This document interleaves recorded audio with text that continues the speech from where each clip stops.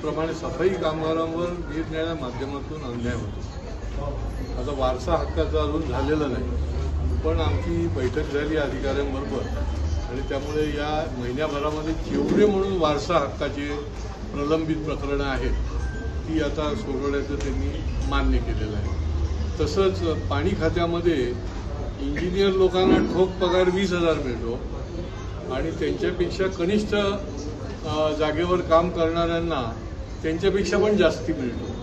तर ही जी काही तफावत आहे ही कॉन्ट्रॅक्टर लोक गडबड करतात। ज्यांना ते कॉन्ट्रॅक्ट दिलेलं असतं त्यांनी त्या ग्रेडप्रमाणे पगार दिले पाहिजेत, तर ते पण आता आम्ही त्यांच्याशी संपर्क करून दुरुस्त केलेला आहे। त्या इंजिनियरना त्यांच्या पदाप्रमाणे पगार मिळाला पाहिजे। त्याचबरोबर आज रत्नागिरीवरनं पण एक आले होते, त्या ठिकाणी मालगुणच्या जवळ त्यांची 200 आंब्याची शेती आहे, 200 आंब्याची कलमं आहेत, 3 वेळा जळाली। त्या ठिकाणी वीज मंडळाने ट्रान्सफॉर्मर जो लावला आहे त्यांची कुठली परवानगी नाही, त्याला मोबदला नाही, कुठलं काही नोटीस नाही आणि ती ट्रान्सफॉर्मर तसाच लावल्यामुळे ही आंब्याची बाग जी आहे ती त्यांची 3 वेळा नुकसान झाली।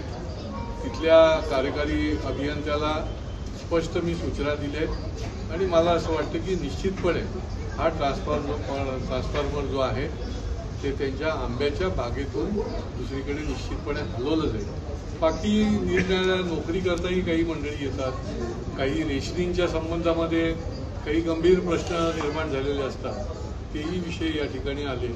पोलीस स्टेशनच्या संबंधी देखील काही गोष्टी ज्या आहेत त्या अन्यायाच्या होत असतात, तर त्या ठिकाणी संपर्क करून आम्ही निश्चितपणे सोडवले। त्या काळामध्ये पण साफ होणार आहे काँग्रेस मुक्त भारत असं चित्र आपल्याला या देशामध्ये बघायला मिळणार आहे। कारण की जे रडीचं डाव खेळत बसतात की आता मतचोरी झाली, अमुक झालं, तमुक झालं, मशीनमध्ये डिफेक्ट होता, आता तुमच्यामध्ये डिफेक्ट आहे त्याच्यामुळे लोक तुम्हाला हरवत आहेत। खरं म्हणजे हा लोकांचा, जनतेचा, मतदाराचा अपमान आहे।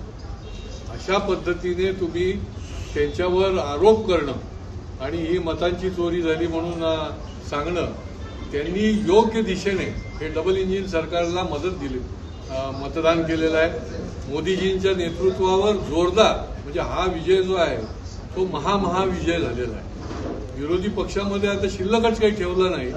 अशा प्रकारे भाजप आणि जेडीयूने त्या ठिकाणी त्यांना लोकांनी फार मोठं समर्थन दिलेलं आहे आणि मला खात्री आहे की पुढच्या काळामध्ये देशभरामध्ये लोकांना हा विश्वास आहे की डबल इंजिन सरकारच काम करतं।